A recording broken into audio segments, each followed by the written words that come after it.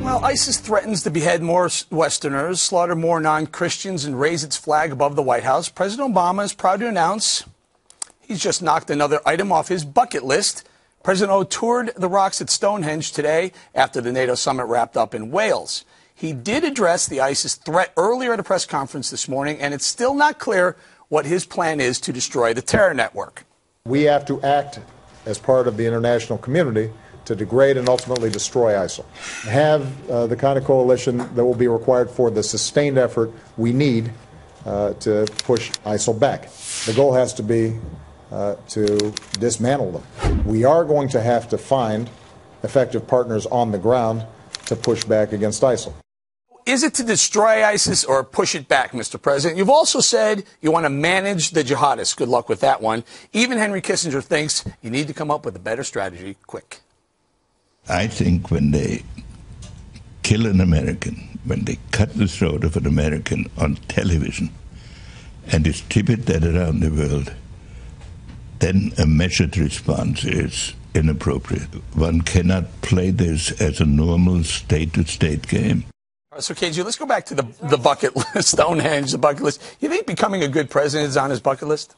No. I mean, I think it's at the bottom of the list, and he's never going to get to it because the poor man is just the equivocator in chief. He's just not sure, and somebody's got to hold up the cue card to let him know who the good guys are, who the bad guys are, and the bad guys can't be managed. You can't say a strategy is pushing it back. Push back to where? To contain them?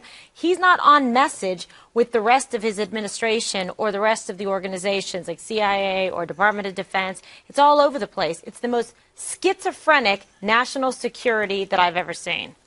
Robert? Bob? Thoughts? Well, that was sort of schizophrenic in and of itself. I think amazing. That, I know, but amazing. And by the way, I love that dress. I know it's uncomfortable for you, but I like it. If you probably can guess, I don't really want to talk about ISIS much. Look, the idea of destroying ISIS is crazy. It's not going to happen. You are going to push them back. You shouldn't talk about wiping them out. They've been around since 1720. They ain't not going to be around. All of them are not going to disappear, but you can push them back. They're being pushed back as we speak now, and I think we're overestimating it. We're still overestimating. Dana, 9/11 is approaching. I think a lot of us are concerned that they would love another victory on American soil. Should we worry, or should we be okay with this, I don't know, bifurcated or schizophrenic national foreign policy? Everything I ever learned about terrorists is that we think about the anniversaries a lot more than they do. So they'll strike us when they're ready. Of course, they like us to be worried that 9/11 is going to be a problem. I actually think that September 12th might be just as dangerous for us because they're waiting for us to let down our guard. I don't understand. There's a question that the media is not asking, which is this. Why is there a scramble right now to try to push back ISIS? If indeed the president had in his presidential daily brief since January regular updates on ISIS and warnings, you had congressional testimony, why now all of a sudden scrambling at the NATO meeting to try to pull together a coalition to push back ISIS? Why not? The American taxpayer invests a lot of money into our military, into our intel, and we entrust the President of the United States to uphold the most solemn obligation of his oath, which is to protect the country. Why we have to make scrambled eggs every time there's a crisis, it concerns me, and I think that is a question that the media has to ask along with the question of what do we do next. The thing about the Stonehenge thing, the picture, that I don't mind that the president spent 20 minutes sightseeing and knocking something off of his bucket list. But remember, this is the White House that says they're not that worried about optics. Today, to show the president of the United States standing alone amongst the rocks by himself, there's the picture of that one woman there, but I would have asked David Cameron or somebody to walk with him or get some staff or have some. Take the pilot, whatever you have to do, so that you don't have to. He's standing alone. I don't think that's a good optic. He went there. Image. He went there because he wanted to see what real stones look like. I got that. So hold on. It's two things. Can I stay in the Stonehenge for a second, Greg? Is it smart with all that's going on and everyone's waiting to see who he gets to come help us combating ISIS to say, wow, this is so cool, Stonehenge, right? And here's another thing off my bucket list. Is he just tone deaf on what the American people are waiting on him? They don't want to hear Stonehenge, bucket list, cool. They want to hear, what are we going to do about ISIS? It's a symptom of a much larger issue. We cannot fight the real threat if we no longer can identify the real threat. The PC movement has effectively castrated 2 generations with identity politics. We put pigment over patriotism. We have taught that we must fight amongst ourselves. And so when we have an external threat, we don't even know what it looks like. We don't even think that it's actually threatening because we're too fearful also of being accused of bigotry. So we have a lot of great progress that has happened in this country, but it doesn't mean anything if you're going to be headless. So it's time, I believe, that the country has to unite. And it has to unite and stop bickering and look that there is something out there that wants all of us dead. It doesn't matter whether you're white, you're black, you're Hispanic, you're gay. What's the point of gay marriage if you don't have a head? Yeah, but the point is, if we're going to unite, I think it's a good point. Like that. You don't want them to play golf. You don't want them to go to Stonehenge. Right. I assume it's okay because of the bathroom, right? Yeah, but we would like him to not have fun while Americans are being beheaded. Part of it is he's doing a tour for 20 minutes of a historical site. Can you imagine, with all eyes, not only in America, all eyes around the globe are waiting to see what he's going to do? Because, frankly, ISIS is a threat to a lot of people, not just Americans. Everyone's waiting, and this is what he comes up with. Wow, this is really cool. Stonehenge, I just knocked something off my bucket list. He's bombing them every day. And the other thing I would say to you is we spent a lot of money by the American taxpayers to put together a military in Iraq. It isn't doing its job. All right, let me do this. Let's do this. ISIS is spreading. This is really... Why not? I mean, what do you think? They do their job? You know why? It's okay for you to go ahead and put down the Iraqi people who have also suffered a lot of loss of lives because you've got Muslims killing Muslims over there. The bottom line is if we had set them up for success instead of failure by providing an infrastructure to help them continue to... That's what we did. I'm sure they'd be more than happy to defend their country. This is a perfect transition for this. ISIS is spreading. Not everyone is surprised. Listen to this very, very carefully. Back in 2007, President Bush 43 predicted what would happen in Iraq if the U.S. withdrew too soon. Watch this one very closely. He was spot on. To begin withdrawing before our commanders tell us we are ready would be dangerous for Iraq, for the region, and for the United States. It would mean surrendering the future of Iraq to al-Qaeda. It would mean that we'd be risking mass killings on a horrific scale. It would mean we'd allow the terrorists to establish a safe haven in Iraq to replace the one they lost in Afghanistan. It would mean increasing the probability that American troops would have to return at some later date to confront an enemy that is even more dangerous. 7 years ago, Dana.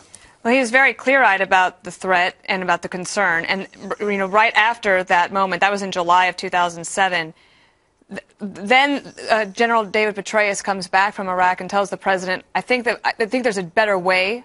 And the president says, well, what is it? He says, and David Petraeus explains the surge, and the president says, General, if we do that, then we're doubling down. And he says, no, Mr. President, we're all in.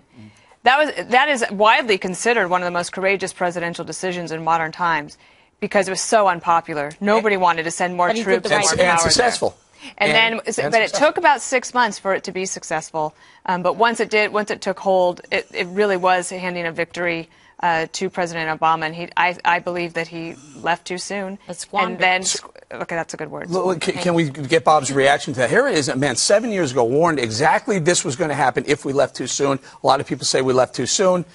Can you admit now, Bob, Obama screwed up? We left too soon. No, if you would produce what the President Bush said was we have to wait for the commanders to give us their best advice. As far as I know, I could be wrong, but as far as I know, the commanders did say that they agreed with the withdrawal schedule that they had. Now, if you have somebody that says they didn't, then tell me about it. Well, that's exactly what the president said. The president said with the we have to listen to the commanders on the ground. If I remember, I could be completely wrong about this, but I think he replaced all the commanders that thought we should stay.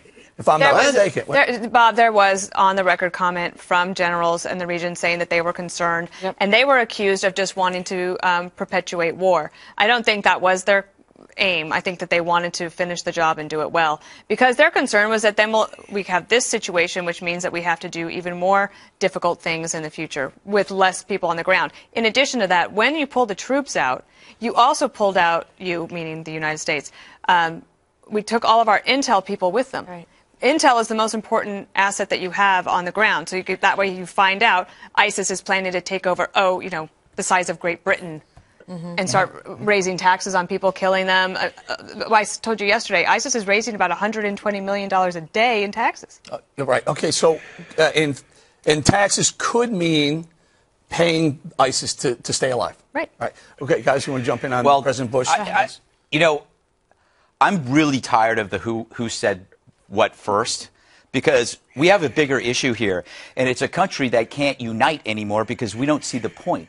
We're all busy playing team sports with this issue when we could just say, all right, maybe Bush was right. Maybe Christopher Hitchens was right all along, but nobody listened to him because he was an atheist. But he had called this stuff, years ago, but nobody listened to him. The fact is, the who was right stuff has to stop.